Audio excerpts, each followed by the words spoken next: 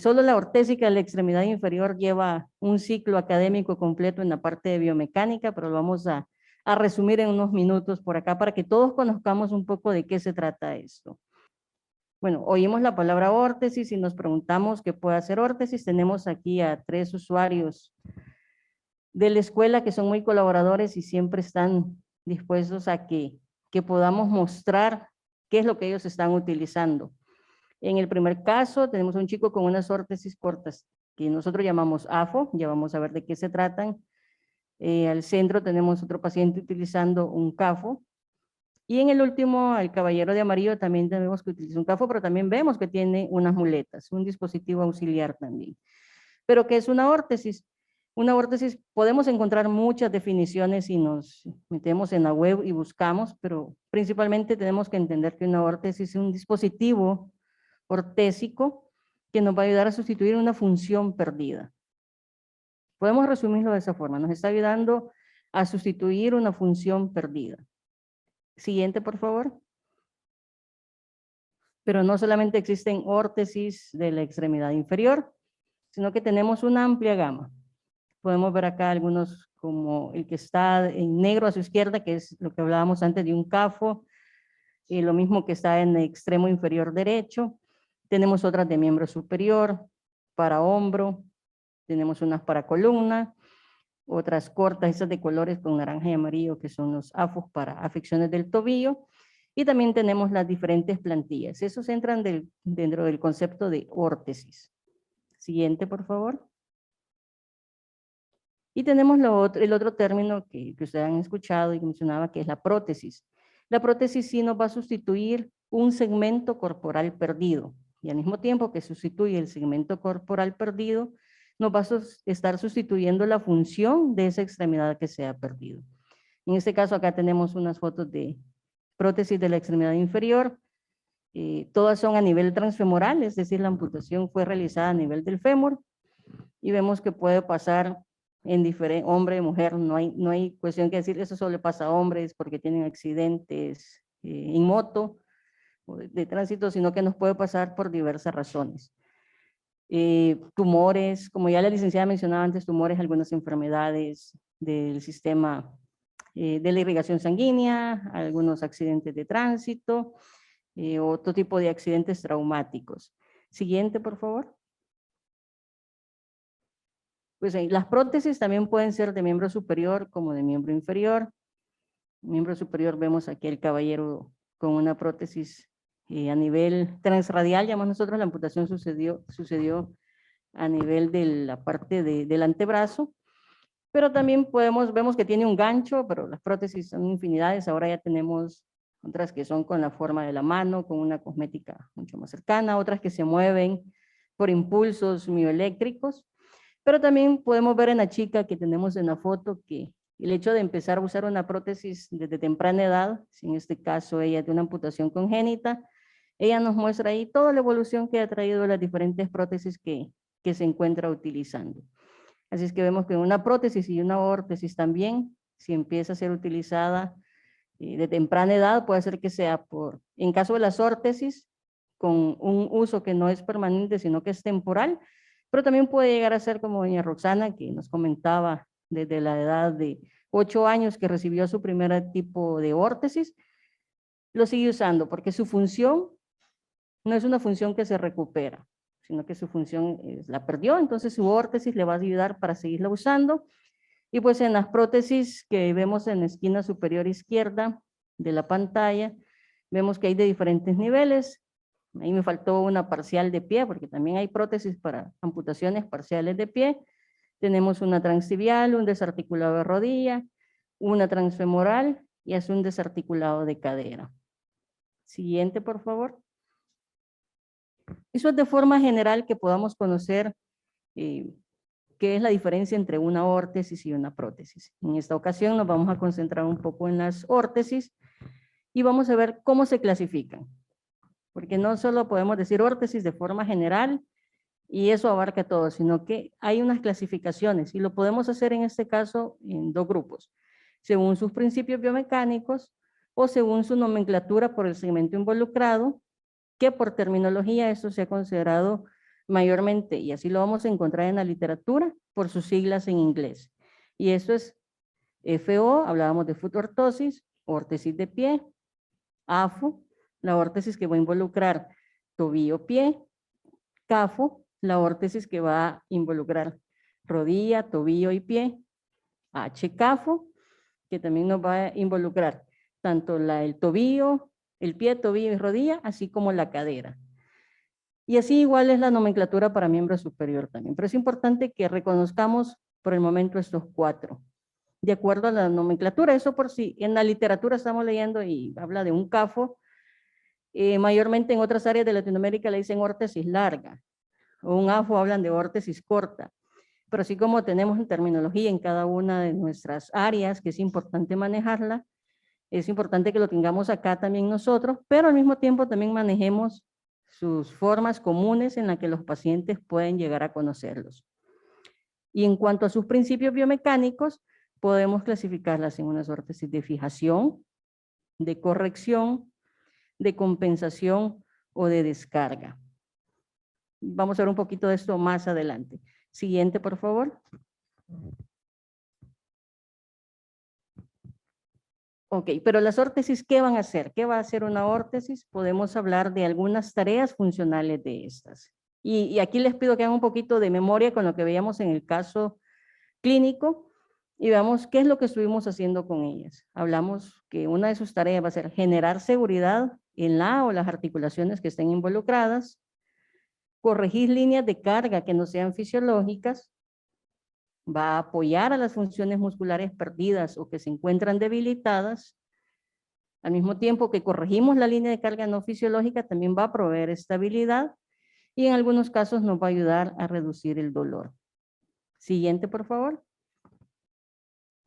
En este caso tenemos algunas imágenes acá. En la primera, el dibujo del pie, estamos hablando de un pie caído. Entonces estamos diciendo en la parte de la función muscular perdida o debilitada. El paciente tiene una lesión en sus músculos pretibiales, no puede realizar la dorsiflexión del pie, conocemos a algunas personas con el pie caído. Vamos a colocar una órtesis y eso nos va a colocar el pie en una función, en una posición funcional para la marcha. En el otro caso, bueno, yo creo que muchos hemos visto a bastantes jóvenes recientemente parados de esta forma, la posición sin esfuerzo. Realmente no es que todos van a usar una órtesis, pero sí en algunos casos que la posición esta con hiperextensión es por una debilidad muscular. En algunos casos puede ser necesario el uso de una órtesis para corregir esa línea de carga no fisiológica que se está dando a nivel de la rodilla, que lo podemos ver también en la imagen de la esquina superior derecha en el pie. Vemos que la línea de carga no es la adecuada. Estamos teniendo inestabilidad articular y probablemente se tenga dolor. Entonces con la órtesis vamos a lograr corregir esta posición y vamos a colocar ese pie en una posición funcional tanto para la bipedestación como para la marcha. Y en el último caso vemos ahí una radiografía de un paciente con PERTES, que lo más seguro es que tenga dolor en esa cadera, en el círculo derecho, si lo podemos observar. Y podemos pensar entonces en una órtesis de descarga que le vamos a quitar peso a esa extremidad para que el peso se traslade a la órtesis y podamos controlar el dolor y así como la función y pasar todas las etapas de este proceso de PERTES para que el niño podamos centrar lo mayormente posible su cabeza femoral y se pueda remodelar y eliminamos la parte de dolor.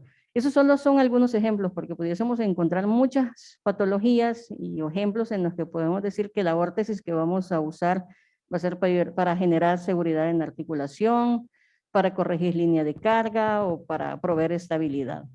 Siguiente, por favor.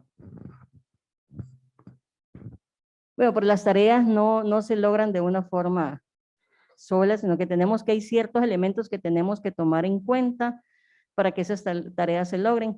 Y una de ellas es la parte de biomecánica. Y aquí es donde entra en juego un sistema de fuerzas que se hace a través de la articulación que está involucrada o afectada o el segmento corporal.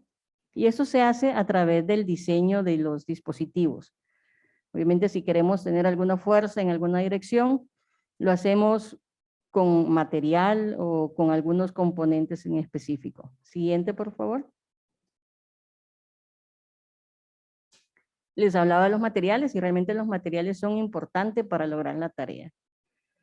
Tenemos que tomar en cuenta la durabilidad del material, la resistencia si lo que queremos es realmente tener un material resistente, o la suavidad si lo que queremos en una plantilla, por ejemplo, que es de confort, colocar un material que sí nos va a dar esta suavidad que necesitamos o el confort, y no colocar un material muy duro, por ejemplo, una suela que nos va, en lugar de ayudarnos, nos va a perjudicar.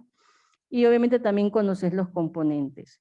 Y esa es la parte que muchas veces dicen es del ortecista solamente, pero no, realmente es de todo el equipo que se encuentra involucrado en atención de esas personas. Porque pueden sugerir o indicar, mire, este material no es el adecuado para esta órtesis que se le ha elaborado, o podemos tener este otro componente. Y ahí es donde entra la importancia de la actualización y estar participando en seminarios, congresos, para ir conociendo todo lo que estamos teniendo de avances de tecnología en el área. Siguiente, por favor. Y otro elemento que ya no es directamente con lo que podemos hacer nosotros desde fuera, pero sí tiene que ver y es con la evaluación que hacemos del paciente, es la tolerancia que pueda tener el usuario a la presión, en ciertos casos, y así como los cambios volumétricos que se van a presentar. Los tejidos blandos, que son los que recubren toda la extremidad que vamos a atender de nuestros pacientes, es importante que podamos identificar nosotros también qué cambios tenemos. Siguiente, por favor. Nos vamos a regresar un poco a la parte de los principios biomecánicos y hablábamos del sistema de fuerzas. Acá tenemos la imagen de un valgo de rodilla, similar al que teníamos con la paciente del caso clínico. Entonces decimos, ¿qué fuerzas necesitamos hacer para corregir esto? ¿Dónde debo de hacer las fuerzas para que se corrija? Y biomecánicamente en este caso tendríamos una fuerza de corrección o de fijación en la posición fisiológica, que es la flecha roja, pero al mismo tiempo necesitamos las otras dos flechas que son las de contención, que van lo más distal posibles, tanto en la parte de muslo como pierna, y eso nos va a ayudar a llevar la pierna a la posición corregida. Y les decía que mantuvieran en memoria, en mente el aparato que habíamos diseñado para la paciente del caso clínico, y es porque tenía ese sistema de fuerzas. Necesitamos que la paciente doble la rodilla en el momento que se va a sentar, entonces colocamos una articulación de rodilla. Pero las fuerzas para hacer esa corrección o llevar a esa posición fisiológica, las hacemos entonces a través de los segmentos del plástico, llamado polipropileno, que teníamos en el dispositivo. ¿Qué sucede si yo quiero lograr esa corrección, pero en mi diseño de mi órtesis y en mi sistema de fuerzas, yo esas paredes las dejo mucho más bajitas? Voy a poder haber tenido la pierna de doña Roxana quizás en el molde que tomé de yeso corregida, pero cuando ella se coloque la órtesis, no va a estar haciendo ninguna influencia, ninguna fuerza en su articulación de rodilla y no va a ser llevada a la posición. Gracias por pasar a la siguiente. En este caso vemos también la parte de los materiales. Los que se encuentran en la izquierda del zapato y ven la barrita de metal son los que doña Roxana nos mencionó que empezó a utilizar. Estamos hablando de los aparatos metálicos. Si alguien ha conocido a algunos de estos usuarios que tenían estos aparatos, se recuerdan que pesaban muchísimo, muy pesados.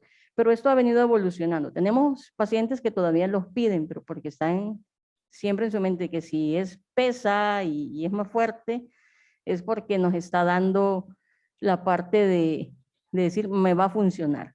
Pero vemos que ya se introdujo la parte del polipropileno, que es el siguiente aparato que tenemos en blanco, que ya nos disminuye peso y nos permite hacer los diseños mucho más cercanos a los sistemas de fuerzas que necesitamos ocupar. Y pues los han venido evolucionando, tenemos nuevos materiales blandos, por ejemplo los que se ven en las plantillas, tenemos algunos de ellos que ya son más específicos, por ejemplo en el caso que queremos tratar un pie diabético, y ya vamos mucho más específicos con la calidad del material, el tipo de superficie con la que se encuentra ese material, y luego pues tenemos ya también la inmersión de la fibra de carbono dentro del área de la ortésica, y que podemos tener en este caso también muchos aparatos que son mucho más livianos y que pasan mucho más desapercibidos también, Y así como tenemos en el pie, también tenemos el silicón que ya incursionó. Entonces vemos cuando hablamos de los materiales, es importante conocer, quizás no todos estén disponibles para todos, por el mercado, por sus costos, pero sí es importante que los conozcamos y podamos ofrecer estas alternativas a los pacientes. Siguiente, por favor. Y hablábamos de la tolerancia, ¿verdad? La tolerancia a las presiones. Y aquí es un principio biomecánico que para nosotros es clave y es el hecho de a mayor área, menor presión. Y esto es importante porque cuando diseñamos nuestros dispositivos ortésicos, tenemos que tomar en cuenta cuáles son las superficies sobre las que vamos a trabajar. Pues así como tenemos ahí al Fakir, muchas veces también podemos pensar nosotros que el diseño que hacemos en la órtesis está enfocado en un solo punto, muy concentrado, y en lugar de estar proveyendo corrección o realizando esa corrección que queremos, produce dolor. Y pues en la imagen de abajo vemos realmente que si tenemos el clavito que es un solo punto, a un golpe va a entrar y va a presionar en este caso la madera, y en el otro lo vemos ahí que el área es mayor y realmente aunque esté el mismo golpe, lo que va a hacer es solo producir un empuje en este caso. Siguiente, por favor. Bueno, con lo que veíamos y recapitulando, ¿para qué nos van a servir las órtesis en este caso? Es importante saber que nos van a ayudar a evitar posturas dolorosas o no deseadas, estabilizar con éxito segmentos débiles, ya sea rodilla, tobillo, en este caso que nos estamos hablando de extremidad inferior. Nos va a colaborar para el despeje del pie durante la fase de balanceo. Eso, por ejemplo, en los casos que hemos visto pie caído y que vemos que el paciente para avanzar su extremidad en la fase de balanceo eleva y flexiona mucho más cadera y rodilla para no arrastrar la punta, pero ya con una órtesis esto se controla. También nos van a servir para controlar movimientos anormales, pero también en otros casos nos van a ayudar a prevenir deformidades que sabemos que por su sistema de fuerzas o la parte de la acción de la gravedad se nos pueden dar. Siguiente, por favor. Importante que recordemos, ¿quién va a usar una órtesis? Una órtesis no es exclusiva de una edad.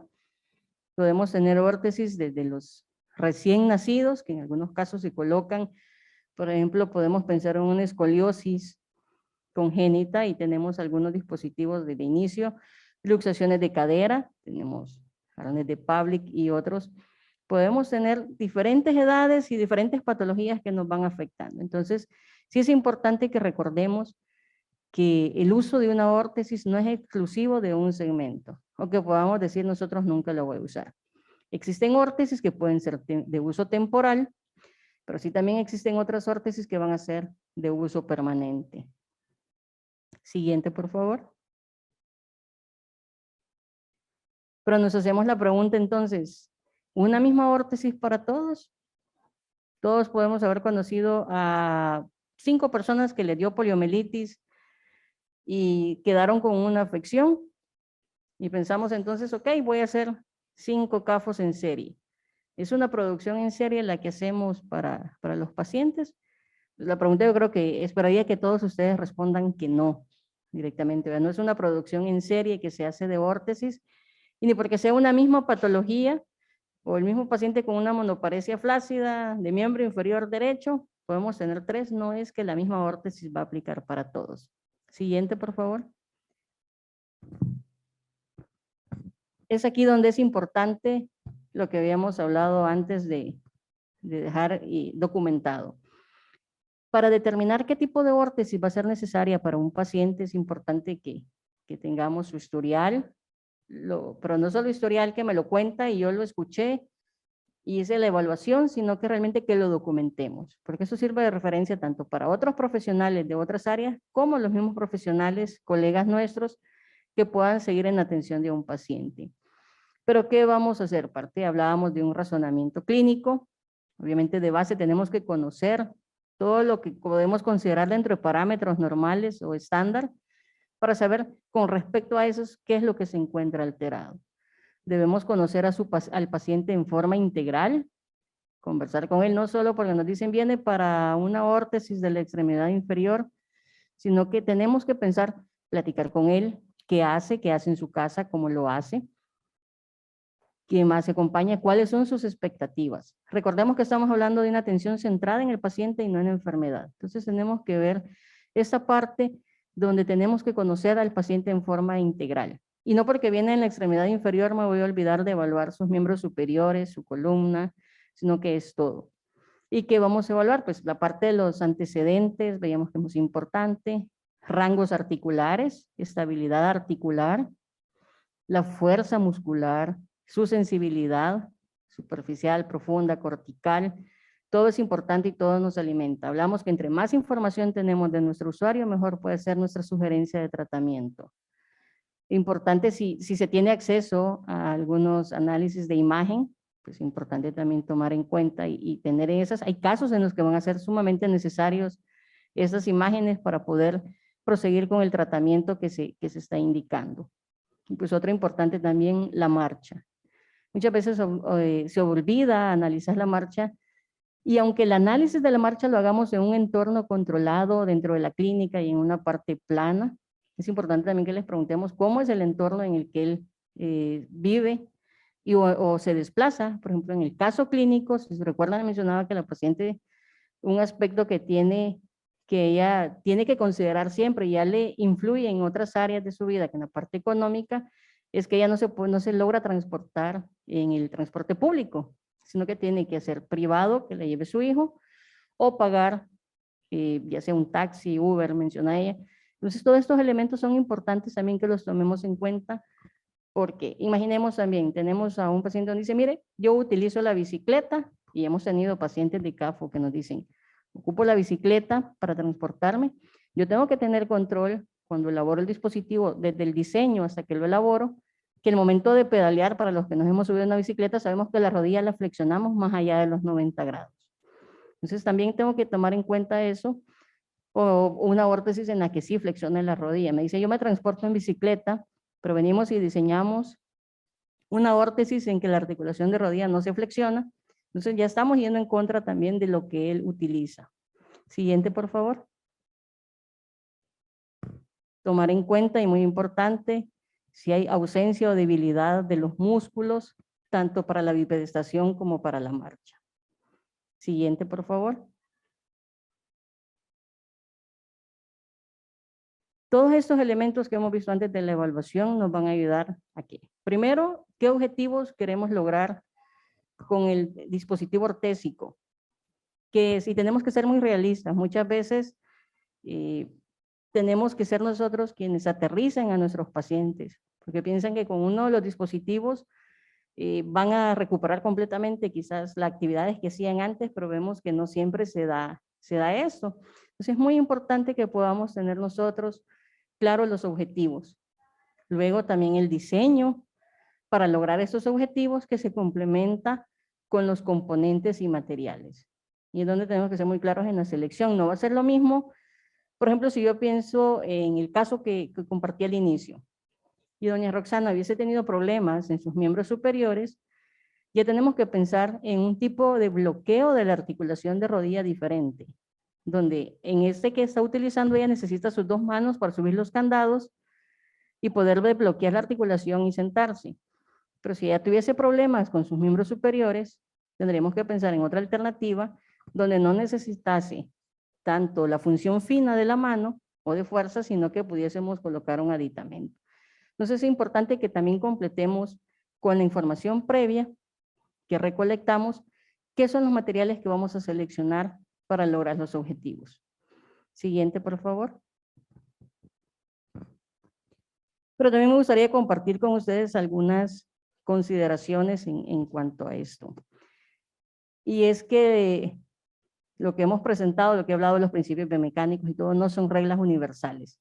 Siempre hay más de algún usuario que vamos a tener que salirnos de esa parte de esas reglas, pero es importante que lo conozcamos para saber qué tanto, por dónde podemos irnos y atenderlo.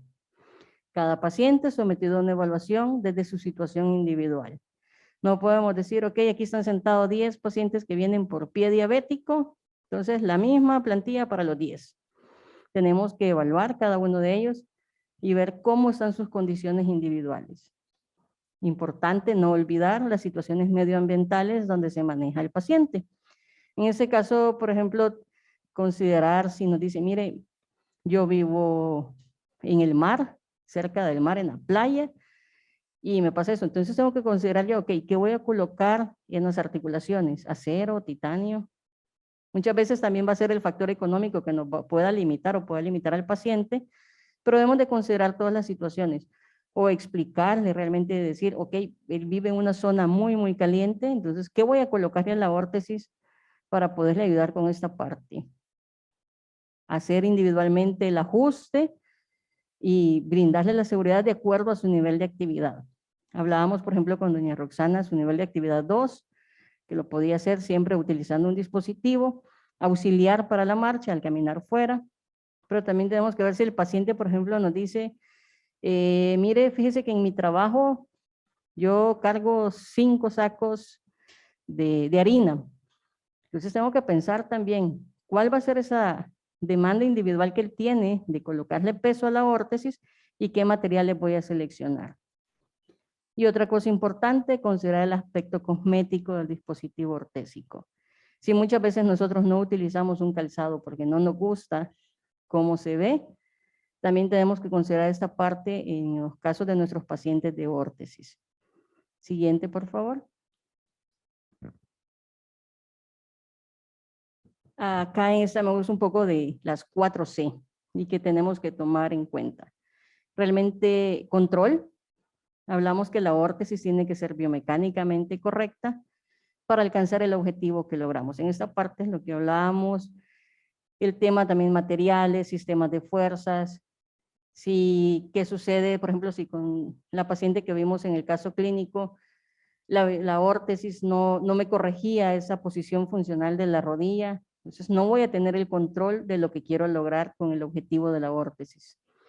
Confort, si una órtesis que no es usada por incomodidad puede tener el sistema de fuerzas súper bien diseñado, pero si es incómodo porque yo me pasé de las presiones que estaba haciendo, yo no controlé el tema del cambio de volumen o la parte de cómo hice los cortes o los hinchos que incluyen. Entonces, si no es confortable, esa órtesis va a pasar guardada en una esquina de la casa.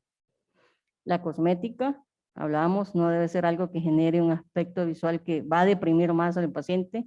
Ya tiene la función perdida, le colocamos la órtesis, que es para ayudarle a esta función, pero visualmente lo que le genera es depresión. Entonces tenemos que controlar también. Hoy en día hay muchos elementos materiales que podemos tener que nos ayudan a mejorar esta parte de cosmética. Y pues también la parte de costo, desde 2 puntos de vista. Tanto de energía para el manejo de la órtesis, que sabemos que si les complica y en lugar de beneficiar su marcha, se las complica un poco más y vamos a tener mayor gasto energético, pues el paciente no lo va a usar tampoco. Y el otro punto de vista, tomar en cuenta también el costo monetario para la elaboración. Vemos que en nuestro país la mayor parte de los materiales y componentes para elaborar las órtesis, las prótesis, las tenemos que importar. Entonces eso también ya influye en el costo de las mismas. Siguiente, por favor.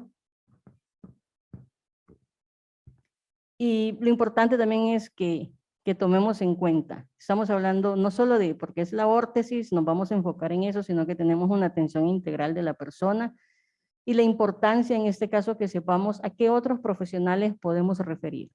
De acuerdo al nivel de atención que tenemos, en el que estamos, es importante que conozcamos qué hacen los demás y cuáles son sus principales funciones, qué pueden atender para que podamos continuar esta parte de referencia a otros profesionales. Realmente no es un solo profesional que va a resolver todo, sino que es importante que podamos referir.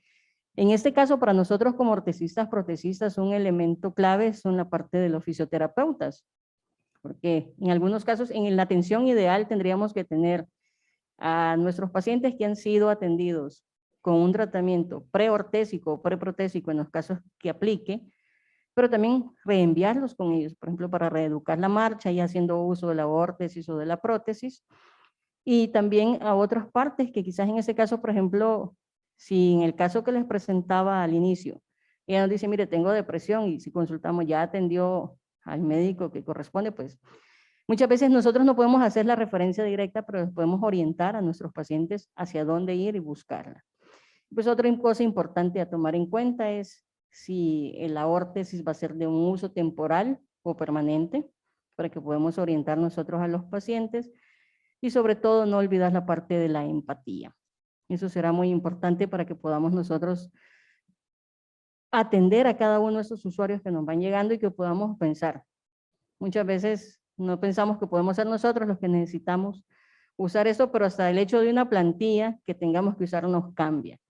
Más de alguno que haya usado, pues le tocó las plantillas porque estaba ante un pie doloroso y supo pues que le tocó todo el calzado que tenía, ya con la plantilla ya no lo puede usar. Entonces necesita también entonces adquirir otro calzado. Esa parte de la empatía me refiero a que consideremos todos los aspectos que involucran o que afectan a un usuario de órtesis. Así es que eso sería la parte que queríamos compartir desde la introducción a la ortésica.